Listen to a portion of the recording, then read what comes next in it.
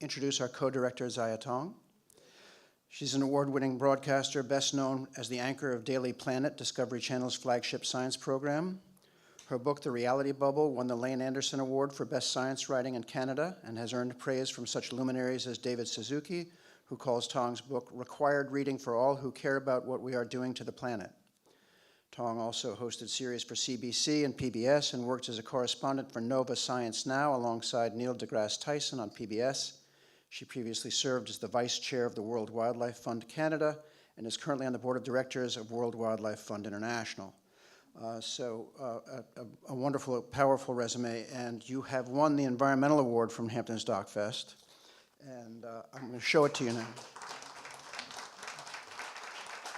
So, see if you can you see it? Goodness, thank you so much. This will be shipped to you, and please. Oh my goodness. There she is on the big screen. That's such an honor, thank you. Absolutely.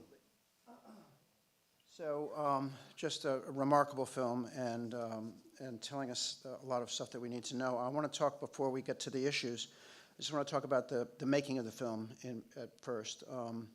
So you co-directed with director Ben Adelman. That's right. And can you tell me how that team came up with, you came up with a team first of all and then the project, or did you have the project and then brought him on board? How did it work? We did actually have the project before the team was fully assembled. It was actually, you see Rick there, Rick Smith. He's one of our experts. In fact, the first expert that you see on camera with the bright pink background. And Rick had written a wonderful op-ed in Canada's largest newspaper, the Globe and Mail, and it was entitled Plastic People. And he had been testing his own body for microplastics. And Rick and I had been working on different plastics initiatives. So when this came up, he called me to see if I wanted to get involved. And then after I got involved, we also brought Ben on board. Okay, and once you had the team put together, what was the process for making the film? I mean, there's a lot of archival footage, there's a lot of research from the past, there's a lot of scary stuff to go from the past and the creations of plastic in the first place. For those of us of a certain age, we were waiting for the graduate quote. We knew that had to pay off somewhere in this film. It just had to be there, so I was really glad when that came up. But so what was the process of putting it all together? Well, you're right. I mean, there was a tremendous amount of work. Sonia, who is our archival researcher, who dug up all of that great footage. But a lot of what was happening was we were chasing the science. I mean, I'm a science journalist, so for me, what was really important was getting the latest science and the latest science stories that we could share with people, right? Because when you're doing a film like this, you know that people won't see it for another year. And it was actually halfway through filming that I got in touch with Sadat, and that we actually ended up finding, after reaching out to many, many different scientists, we knew there were people working on this brain science, but nobody was willing to talk yet. It was really Sadat who was the first to open up to us. So when that happened, we changed the story. We actually were going to go shoot elsewhere, begged our executive producers, Ben and I, were like, we need to go to Turkey now. We must change course. Absolutely did that. They were very supportive. So that was when we went to Turkey to do that filming. Also the filming that took place with the wonderful Italian scientists, and you saw the baby being born. That was completely unplanned. Did not know a baby was going to be born that day. So a lot of it is, as we say in Canada, chasing the puck. Sometimes stories come along, and as they unfold, you go along with the science. So we were following the science. And well done, but you must have had some of an itinerary to start with of places you were going to go where plastic has been a problem and where they've been doing work on it and so forth. So did you line a lot of that stuff up ahead of time?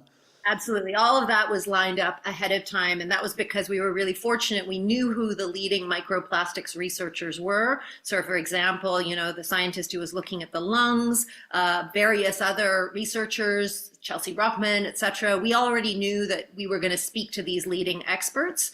So that was lined up in advance, yeah. Okay, and a lot of travel for you.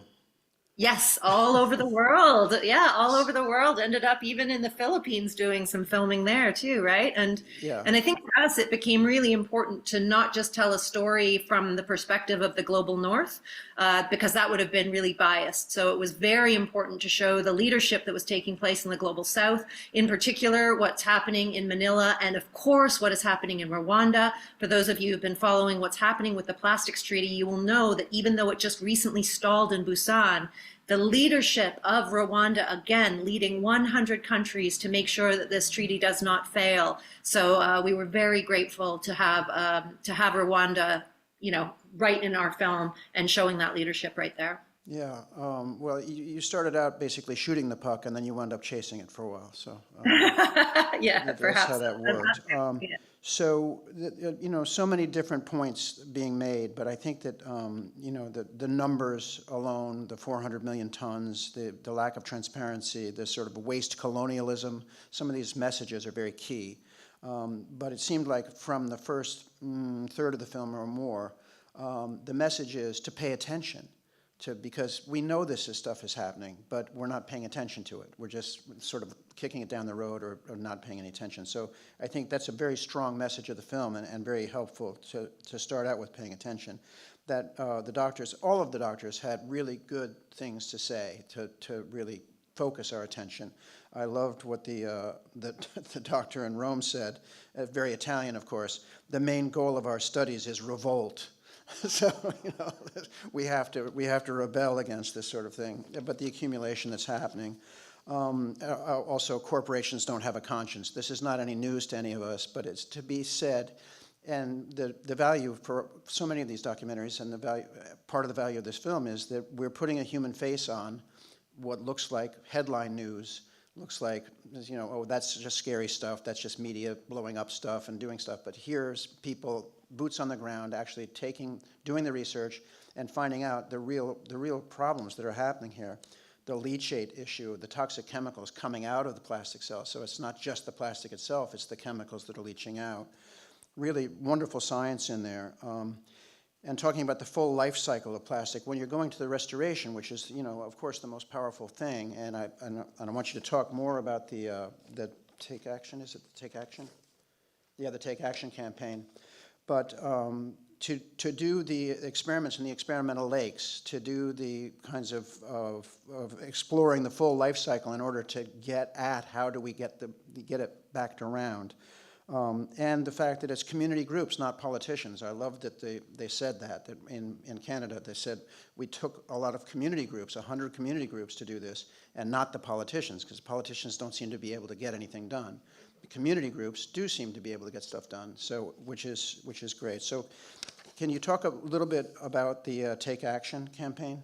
Because that's, Sure, I think, what we all absolutely. want to know is that once we pay attention, we all want to know what can we do. So talk about that, If I please. could just share one thing just related to what you said before I jump right into that, which is really quite critical and key to why we made this film, is because what you're looking at in this film is an invisible problem, right? And that was one thing that we really identified early on, is that we needed to make a point of showing who is responsible for this, which is the oil and gas industry, right? The twin threats that we face as humanity and as civilization today are invisible to the naked eye. You cannot see the CO2 that is coming out of tailpipes or coming out of buildings right now. It is invisible. And on the flip side, you can't see the microplastics that you're breathing right now. But as a science journalist, what I realized, I'd covered the BP oil spill and other things like that. I realized once you can visualize it, once you can see that threat, people will act much more quickly to clean it up. So for us, it became really critical to show people what an oil spill looks like inside of the human body. And that is really what we endeavored to do.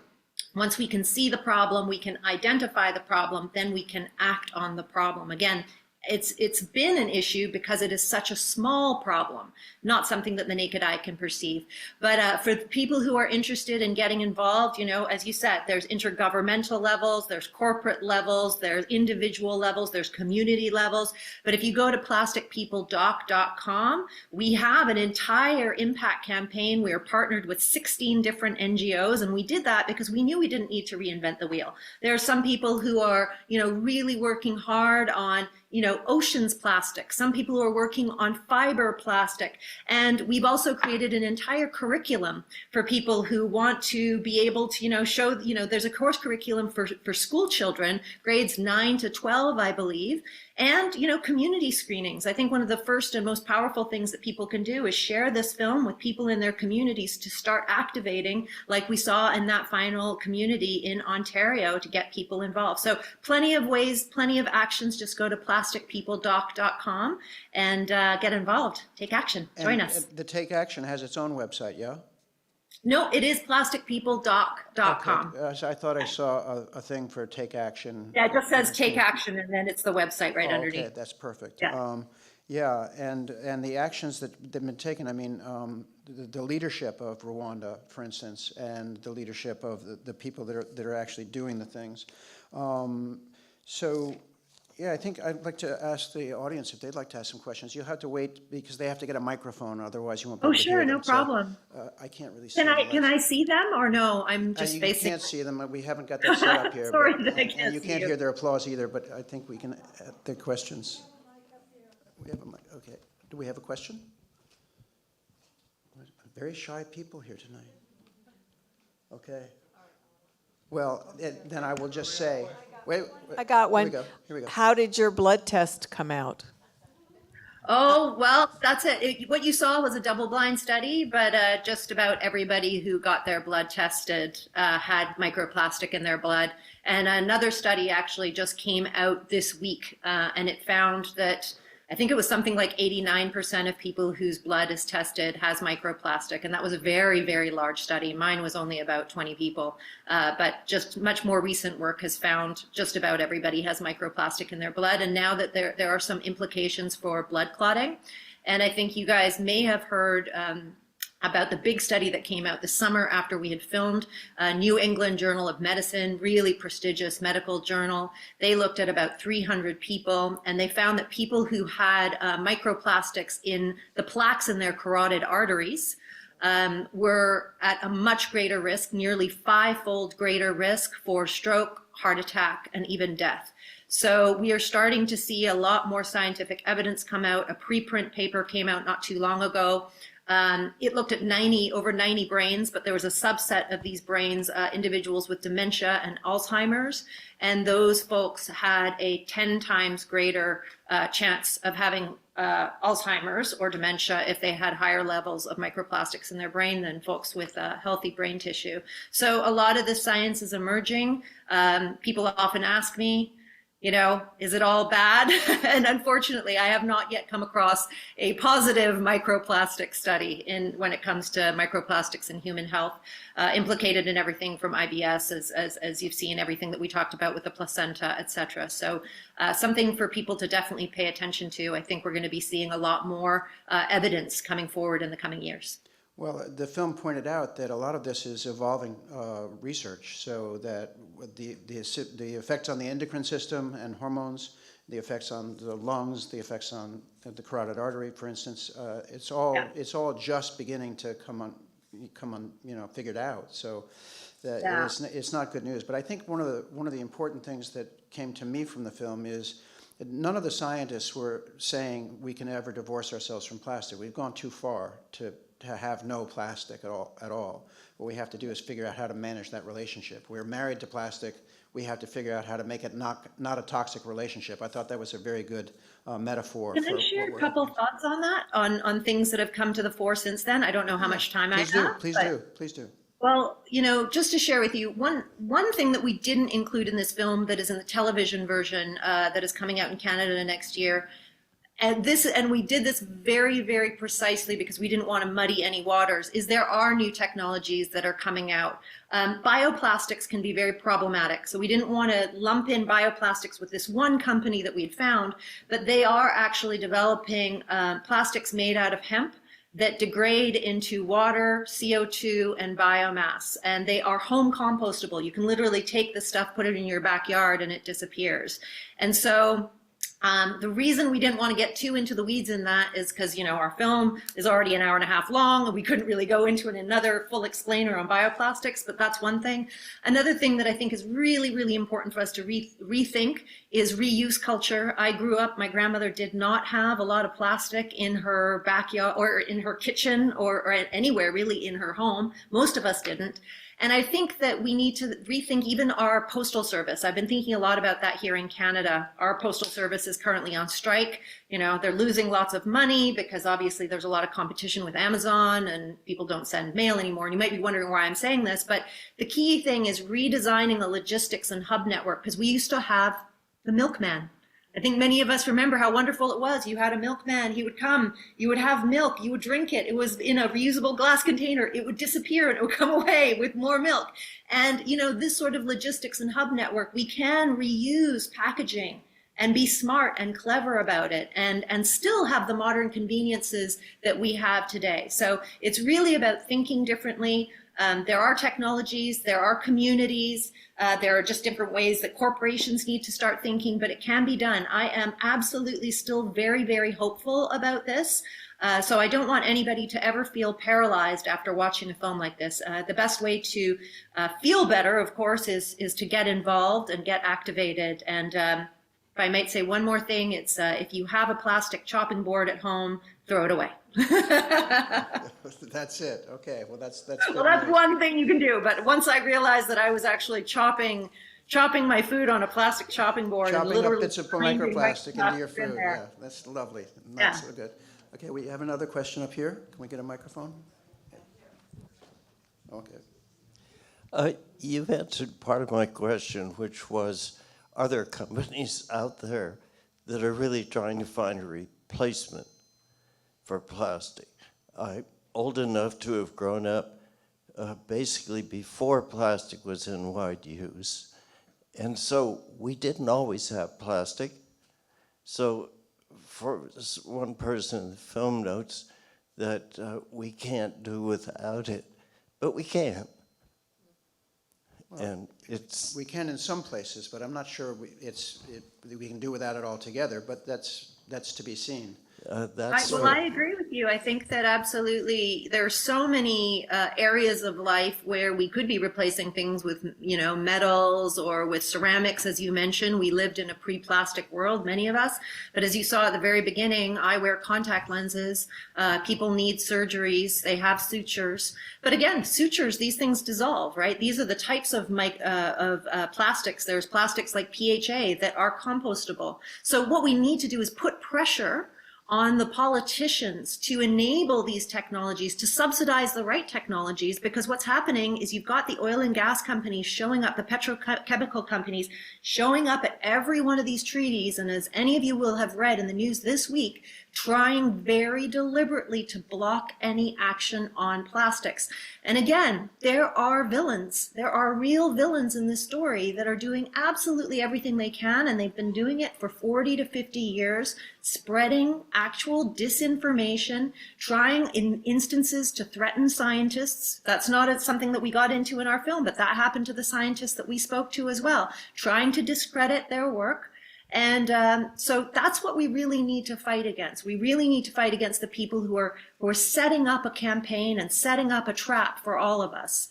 And I think that there is a way to fight that. And then last but not least, just because I remembered the questioner who asked me earlier about the blood, one thing we don't talk about as much in the film, but I thought I would point out is, as you hear, I asked her, what is the actual plastic burden? Because as you know, she's taking, the sample of blood that they took from me was only like, less than a teaspoon, less than half a teaspoon of blood that they analyzed.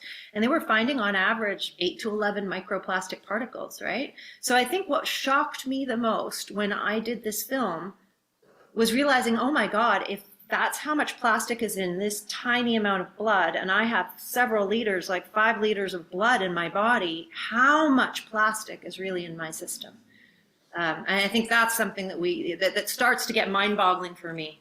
Yeah, and to your point that you were making before about what the gas and oil industry will do to protect it, one of your scientists, I can't remember which one, said, well, we have to figure out the damage from these things before they can figure out a new product and figure out a defense campaign for it, because they'll do anything to defend it once they get a hold That of was something hired, profitable. exactly.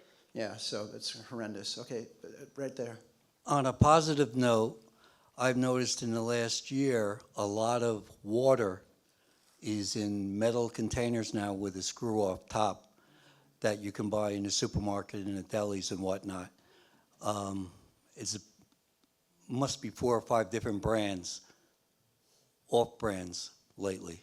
Yeah, I think there are people trying to make a change against that. I know that I work at a theater company where we've changed from plastic water bottles to boxed water, just because we couldn't stand the amount of plastic that we were using. So there are things that people can do. We have another question here. Yeah, I have a question.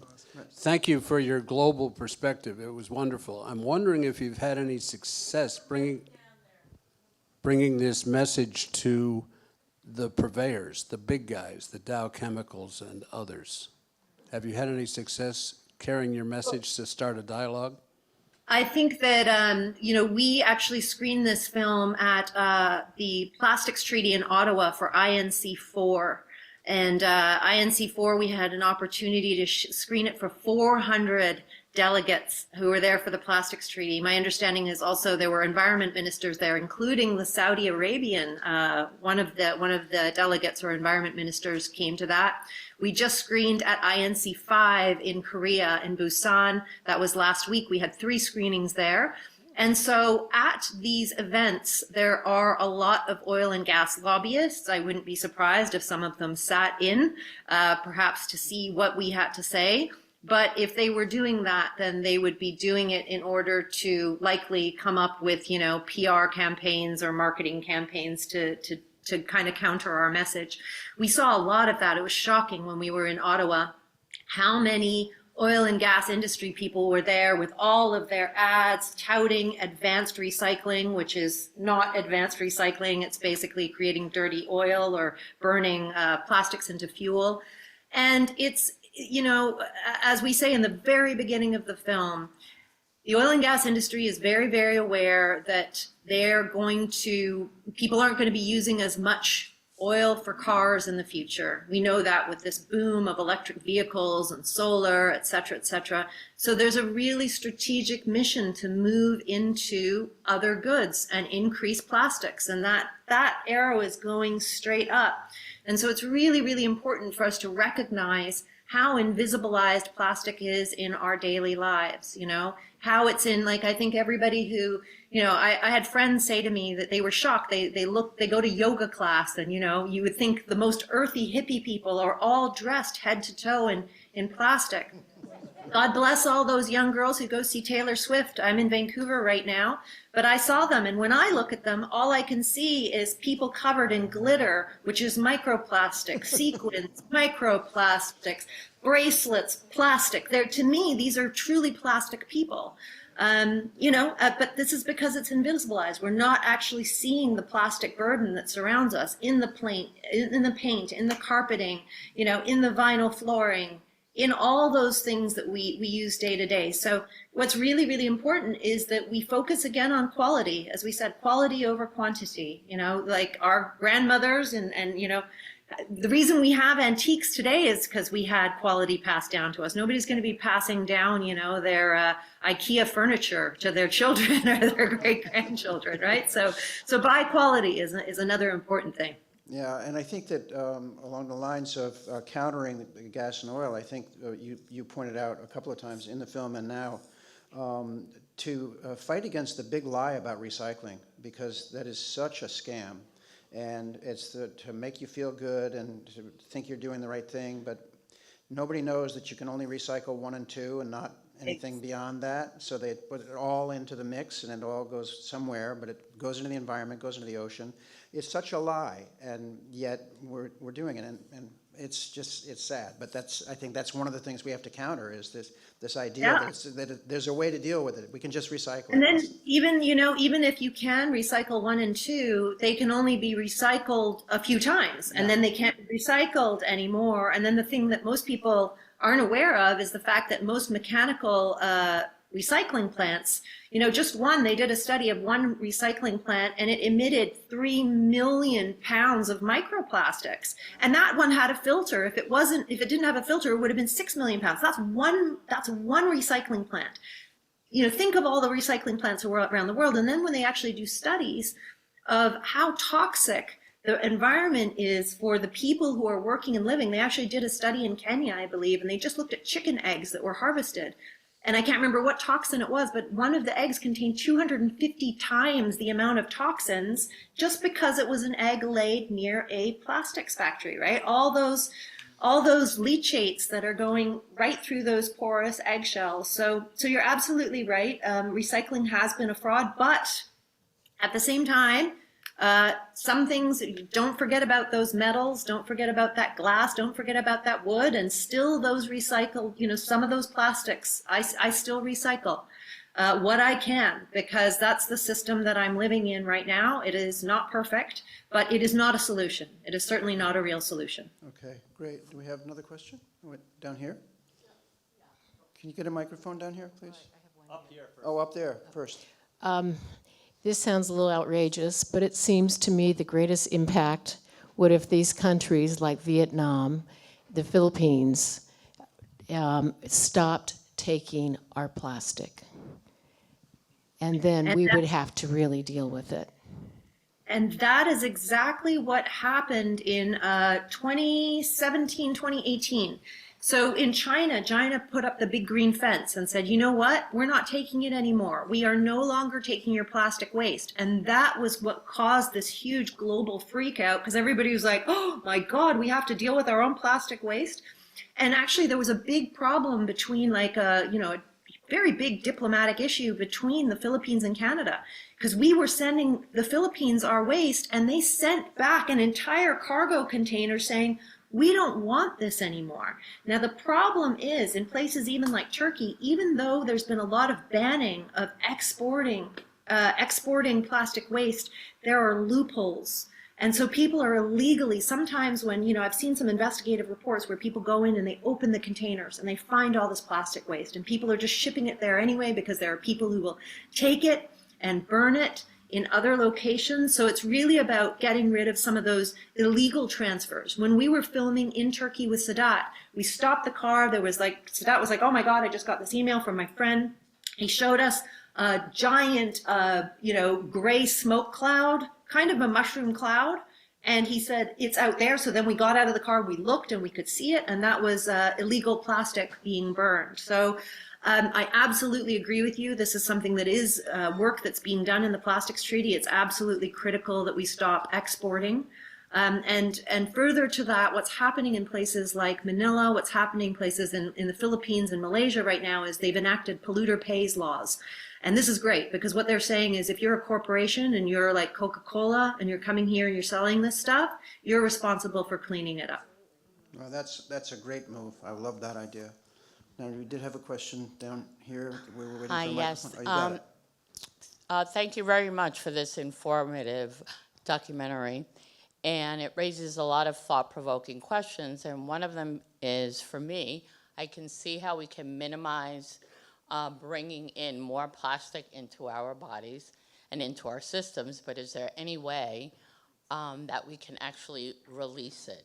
Because listening and hearing how the microplastics are really getting embedded into your brain is really troubling. So have you come across any practices that one can do to eliminate the microplastics in one's bodies? That is a great question. And unfortunately, no.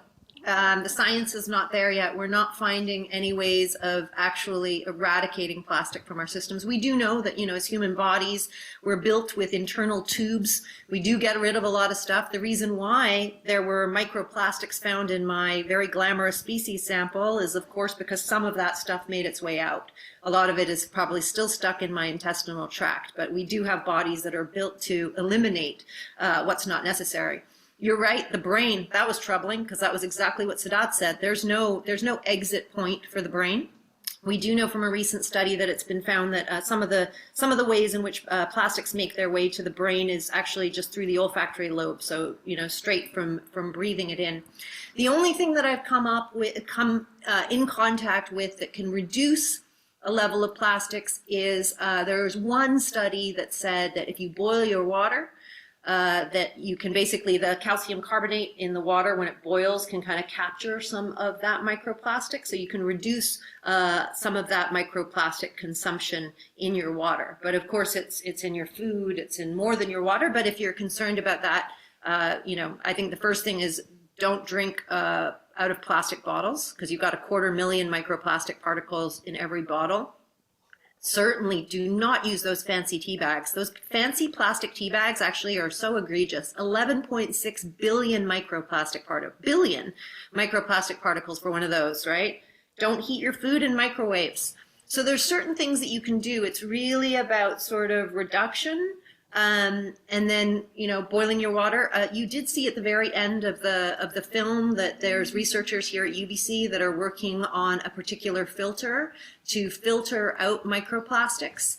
And it was found to be 99% effective with water samples. I know that another filter is coming out. So the great thing is, people are getting on this. And if we start decreasing our microplastic load and we have some modes of assistance, hopefully that will be helpful. Thank you. Good. Thank you. Here? You have a microphone there? Do you have a microphone? Yeah. Thank you so much. This was absolutely excellent.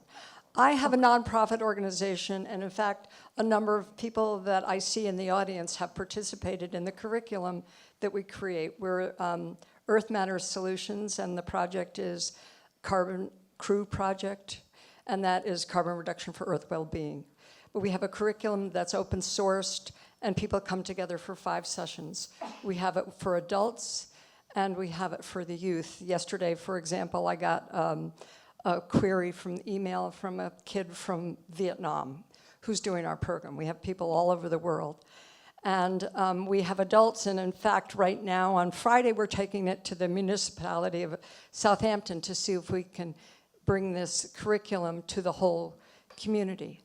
And what I would love to do is have your film as part of our curriculum, a required part of your curriculum. Wow. And well, thank you. That would we are bringing this all over the place, and what you've done is just earth-shattering. It's just great. It's just what we need, and it teaches us all the lessons. It's not really just plastics. It's everything that we do, every action that we take is in alignment with the health of all beings. So I wonder if I could talk to you about how we might do something like that. Absolutely. Feel free to reach out to me, but also feel free to reach out when you go to the website, plasticpeopledoc.com, and just say that we chatted at this particular screening, and they will note it. I will be in touch with them if there's any questions. But yes, great. Thank you so much for thinking of us. Thank you. And thank you, Jackie, for making it possible that we're watching this film. Oh, thank you. That really means that, when you're such a, like being a nerdy sort of science journalist / filmmaker, and you never know where these things go. And there's just so much gratitude for the opportunity to share this and for people to be impassioned, to act as well, and to activate people. This is why we do this work. So, and even to be in the mere side presence of Michael Moore, I'm very, very honored. If he's anywhere around, tell him thank you so much for all his work too. Well, that's great. Okay, right here. Thank you. Thank you for this. I feel very nauseous, but thank you anyway. I have a question about all the research that's coming out linking microplastic with the mental health crisis.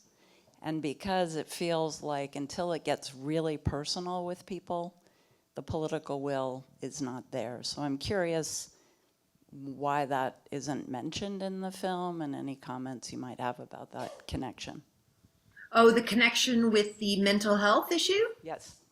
Okay, yeah, I think for us it was because the science was so nascent. As I said, the study that just came out on dementia and Alzheimer's, for instance, that came out after our film had been completed already. We do mention, I think we do mention Alzheimer's just in passing in some of the headlines that you will see. There's connections there, but when you're doing, especially science broadcasting, science journalism, until it is evidence-based, until we have published studies, we can't actually make any sort of statement that is correlation rather than causation.